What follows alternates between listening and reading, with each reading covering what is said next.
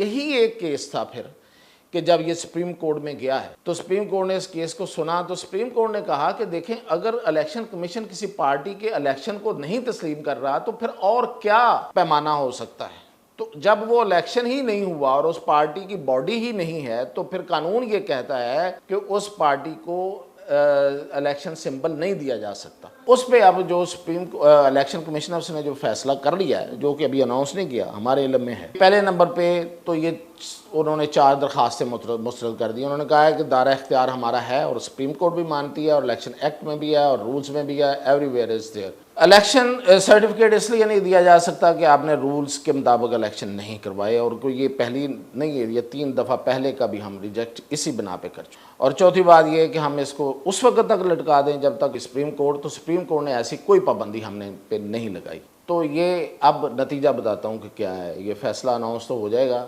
ये नतीजा ये है कि जो इस वक्त पीटीआई है उसके चेयरमैन बैरिस्टर गौहर नहीं, कि साकिब निसार साहब जो हैं वो वाकई लंदन में हैं और वो फुटपाथ पे नहीं है, वो एक फ़्लैट में रह रहे हैं और वो फ्लैट सेंट्रल लंदन में वाक़ है। कहते हैं कि उसकी जो कीमत है वो 2.5 से 3 मिलियन पाउंड है। उस फ्लैट की कीमत 3 कमरों का फ्लैट है। जुल्फ़ी बुखारी साहब का ये असल मामला जो उससे लिंक किया जा रहा है वो ये किया जा रहा है कि जी उन्होंने एक फ़ैसला दिया था। जुल्फ़ी बुखारी जब यहाँ पे वज़ीर ममलकत के बराबर ओहदा ले के इमरान खान के मशीर बन गए तो उनकी जो दोहरी शरीयत है वो सुप्रीम कोर्ट में चैलेंज हो गई। तो वहाँ पे साकिब निसार ने जो फैसला दिया, उन्होंने कहा कि हाँ ठीक है, लेकिन ये है कि अब ये वज़ीर ममलकत तो ना रहें लेकिन मशीर के तौर पर रह सकते हैं। नाज़रीन, आज हम बात कर रहे हैं कि साबिक़ chief justice Saqib Nisar London में वाकई फुटपाथ पे रह रहे हैं,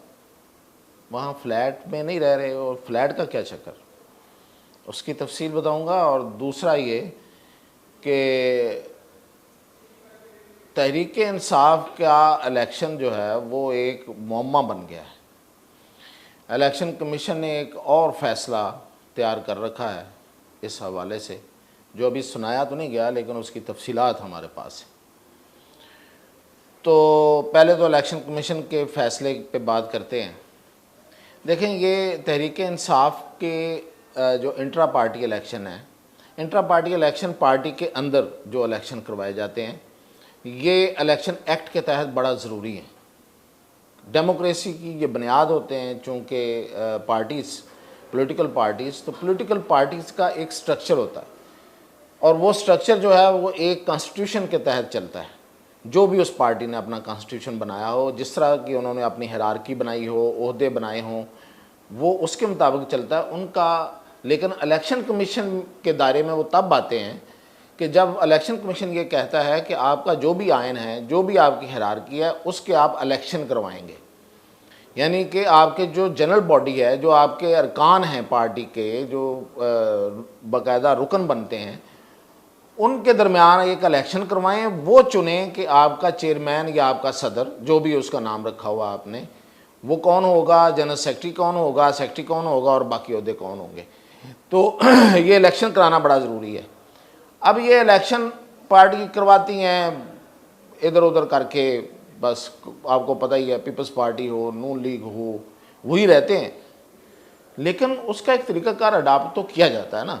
अब इलेक्शन कमीशन जो है वो उस तरीक़ेकार पे आ जाता है, कभी वो बहुत ज़्यादा सख्त हो जाता है, कभी वो थोड़ा नरम हो जाता है। लेकिन अब तो तहरीक इंसाफ पे सख्ती ही होनी थी, ये तो तयशुदा था। जब आप वो क्या कहते हैं पंगा लें तो उसकी तैयारी भी तो होनी चाहिए।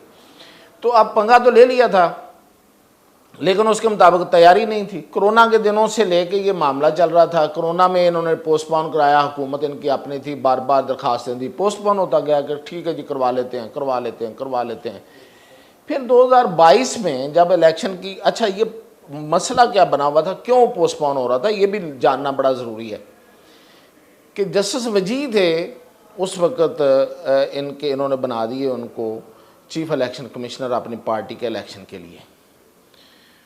अब वो बड़ा एक दबंग आदमी थे और बड़े असूल परस्त आदमी थे। उन्होंने जो इलेक्शन करवाए उन पे इनका मसला बन गया। वो जो चाहते थे जिस तरीके से वो नहीं हुआ, इन्होंने अपनी मर्जी के, देखें हर कोई इसी तरह करता है, लेकिन ये कि तहरीक इंसाफ के मामले में तो इस तरह नहीं फिर होना चाहिए ना, बेंचमार्क डिफरेंट होना चाहिए। अब लोग कह देंगे भाई उनके लिए क्यों हो, उन्होंने तो अपने लिए बेंचमार्क डिफरेंट बनाए हुए हैं। वो कहते हैं हम सबसे डिफरेंट हैं, सबसे मुख्तलिफ हैं, सबसे आला हैं, सबसे अरफा हैं। तो फिर ठीक है, फिर उसी तरह लोग जांचेंगे भी, उसी तरह जांच का पड़ताल का पैमाना भी वही होगा। तो फिर यही हुआ कि जसफ जी ने जिस तरीके से असूल परस्ती के तहत, असूल पसंदी के तहत इलेक्शन कराना चाहें वो नहीं हुए। उसके बाद ये मामला लिंगर ऑन हुआ। तो फिर बाद में इन्होंने एक ब्यूरोक्रेट थे, सीनियर ब्यूरोक्रेट, वज़ीर सेक्रेटरी दाखिला भी रहे हैं, तस्नीम नूरानी साहब, वो पार्टी में शामिल हुए थे, उनको इन्होंने चीफ इलेक्शन कमिश्नर बना दिया। अब उनके इलेक्शन भी काबिल कबूल नहीं थे इनको। तो ये मामला था बेसिकली। तो इलेक्शन कमीशन ने कहा कि भाई अब आप इलेक्शन करवा लें। जब कहा, मतलब आपको पता ही है कि कब कहा, जब ये दूरबीन के खुर्दबीन के नीचे आए, जब इनका जायज़ा लेना शुरू हुआ, वो उसी वक्त होता है जब कोई ज़ेर अताब आता है। और जब किसी ने खुद ही, वो क्या कहते हैं कि मुसीबत को आवाज़ दी हो, तो इन्होंने तो खुद ही दी थी। चेयरमैन पीटीआई साहब, बानी चेयरमैन जिसे कहते हैं, या बानी पीटीआई कहते हैं। अच्छा, अब वो कानून ये कहता है कि आपकी जो बॉडी चल रही है पहले, वो इलेक्शन कराएगी, और फिर अगला इलेक्शन, फिर उसको इलेक्शन माना जाएगा। इन्होंने ये किया कि वो जो बॉडी चल रही थी वो बदल दी, कोई और बॉडी ले आए, और उनके तहत इलेक्शन कराया। इलेक्शन जब वो रिज़ल्ट जाके जमा करवाया तो इलेक्शन कमीशन ने उसे नल एंड वाइट करार दे दिया कि नहीं, ये तो हो नहीं सकता। फिर इन्होंने एक और अटैम्प्ट की, तो उसमें जाके दूसरे जो लोग थे पार्टी से बाहर जो नाराज़ थे, उन्होंने जाके चैलेंज कर दिया, क्योंकि वो हिस्सा लेना चाह रहे थे, इन्होंने हिस्सा नहीं लेने दिया। इलेक्शन ओपन ही नहीं हुआ, वो फ़र्क हो गया। तो जब ये इलेक्शन इनके कोई 3 से 4 दफ़ा इन्होंने इलेक्शन करवा के, इस तरह के जिस तरह के मैं बता रहा हूँ, जो रूल्स एंड रेगुलेशंस के बिल्कुल मुखालफत में थे, वो करवा के जमा करवाए, तो वो नहीं हुआ। तो यही एक केस था फिर कि जब ये सुप्रीम कोर्ट में गया है, तो सुप्रीम कोर्ट ने इस केस को सुना। तो सुप्रीम कोर्ट ने कहा कि देखें, अगर इलेक्शन कमीशन किसी पार्टी के इलेक्शन को नहीं तस्लीम कर रहा, तो फिर और क्या पैमाना हो सकता है। तो जब वो इलेक्शन ही नहीं हुआ और उस पार्टी की बॉडी ही नहीं है, तो फिर कानून ये कहता है कि उस पार्टी को इलेक्शन सिंबल नहीं दिया जा सकता, पार्टी को, यानी कि party is there, election symbol नहीं दिया जा सकता। तो ये फैसला था जिसमें बड़ा हुआ कार मची कि देखें जी ये बहुत बड़ा ऐसा काम कर दिया है कि अब ये देखें, आपने कानून के मुताबिक खुद अमल नहीं किया हुआ, आपने हर चीज़ को फॉर ग्रांटेड लिया हुआ था कि जिस तरह से लाए गए उसी तरह से आगे बढ़ाए जाएंगे। तो ऐसा तो हुआ नहीं ना, फिर हमेशा थोड़ा होता है। तो जब वो हाथ खींचा, तो मैंने जैसे बताया कि फिर हर चीज़ का जायज़ा लिया जाने लगा, एक एक चीज़ का, जुज़ियात का। तो उसमें ये भी पकड़े गए, इलेक्शन भी पकड़ा गया। अब ये है कि अब वो मामला अभी तक ख़त्म नहीं हुआ, क्लियर नहीं हो पा रहा। इलेक्शन कमीशन में वो केस लगा हुआ है। अली ज़फ़र, बैरिस्टर अली ज़फ़र उसको परस्यू कर रहे थे, लेकिन फिर अली ज़फ़र से आपको पता नाराज़गी हो गई है। अब उनकी जगह पे ये भी वजह थी, और दूसरी वजह ये भी होती है कि इलेक्शन चीज़ों को और लिंगर ऑन करने की। तो इसके लिए उन्होंने फिर ये इलेक्शन ये सुना जाना था 27 अगस्त को, इनकी तारीख थी। उससे 2 दिन पहले उन्होंने वकील चेंज कर लिया, उज़ैर बिंडारी साहब ले आए, उन्होंने कुछ 4 दरख्वास्तें दे दी। अब उन्होंने 4 दरख्वास्तों में क्या कहा, पहले तो उन्होंने कहा कि जी सर्टिफिकेट दिया जाए हमारे इलेक्शन का, जो हमने करा लिया है उसका सर्टिफिकेट जारी करे इलेक्शन कमीशन। दूसरा ये कि इलेक्शन कमीशन का इख्तियार ही नहीं है कि वो किसी पार्टी के इलेक्शन का जायज़ा ले। तीसरा ये कि इस केस को लटका दिया जाए उस वक्त तक जब तक सुप्रीम कोर्ट का फैसला नहीं आ जाता मखसूस नशिस्तों वाला। तो उस पर अब जो सुप्रीम इलेक्शन कमिश्नर्स ने जो फैसला कर लिया है, जो कि अभी अनाउंस नहीं किया, हमारे इल्म में है, वो ये है कि पहले नंबर पे तो ये उन्होंने 4 दरख्वास्तें मुस्तरद कर दी। उन्होंने कहा है कि दायरा इख्तियार हमारा है, और सुप्रीम कोर्ट भी मानती है, और इलेक्शन एक्ट में भी है, और रूल्स में भी है, एवरीवेयर इज़ देयर, कि हमारा इख्तियार है। दूसरी बात, इलेक्शन सर्टिफिकेट इसलिए नहीं दिया जा सकता कि आपने रूल्स के मुताबिक इलेक्शन नहीं करवाए, और कोई ये पहली नहीं है, ये 3 दफ़ा पहले का भी हम रिजेक्ट इसी बिना पे कर चुके हैं। और चौथी बात ये है कि हम इसको उस वक्त तक लटका दें जब तक इलेक्शन कमीशन जो है वो नहीं फैसला देता, तो सुप्रीम कोर्ट, तो सुप्रीम कोर्ट ने ऐसी कोई पाबंदी हमने पे नहीं लगाई। तो ये अब नतीजा बताता हूँ कि क्या है। ये फैसला अनाउंस तो हो जाएगा। ये नतीजा ये है कि जो इस वक्त पीटीआई है उसके चेयरमैन बैरिस्टर गौहर नहीं, यानी कि जो ज़रूरी चीज़ें होती हैं साइन वाइन करने के लिए अरकान असम्बली पे इधर उधर, वो नहीं वो कर सकते। और तहरीक इंसाफ मौजूद है लेकिन उसका कोई स्ट्रक्चर नहीं है, उसके कोई अहदेदारों का ढांचा मौजूद नहीं है। तो ये थी एक। दूसरा अब चलते हैं उस तरफ के साकिब निसार वाकई लंदन के फुटपाथ पे बैठे हुए हैं, ये खबरें चल रही हैं। कोई कह रहा वो फुटपाथ बैठे, कोई कह रहा वो चाबी के इंतज़ार में है, चाबी किसी फ्लैट की। तो असल हकीकत क्या है? हकीकत ये है कि साकिब निसार साहब जो हैं वो वाकई लंदन में हैं और वो फुटपाथ पे नहीं हैं, वो एक फ़्लैट में रह रहे हैं और वो फ्लैट सेंट्रल लंदन में वाक़ है। और कहते हैं कि उसकी जो कीमत है वो को 2.5 से 3 मिलियन पाउंड है उस फ्लैट की कीमत। 3 कमरों का फ्लैट है। लंदन में फ़्लैट होना बहुत बड़ी बात होती है, बड़ा महंगा काम है वहाँ पे। तो ये 3 कमरों का फ्लैट जो है, इसकी जो कीमत मैंने आपको बताई है, तो वहाँ पे वो रह रहे हैं। और उससे पहले ये फ्लैट जो है वो उसमें उनका साहबजादे रह रहे थे, नजम साकिब लंदन में कहीं किसी कंपनी में कोई इंटर्नशिप या कुछ इस तरह को काम करने गए हुए हैं, शायद जॉब भी उधर ही कर रहे हों या करनी शुरू कर दी हो। हमारे सोर्स ने उनको को 3 महीने पहले तक तो उधर ही देखा था। तो ये भी हमें पता चला कि वो बड़े खासी महंगे जूते और कपड़े पहनते हैं। तो 3000 पाउंड के वो सिर्फ शूज़ पहनते थे जो उस वक्त थे वो वहाँ पे। उस वक्त तक वो वैसे मुलाजमत नहीं कर रहे थे, अब हो सकता है उनको मिल गई हो, कोई इंटर्नशिप या इस तरह को कुछ कर रहे थे।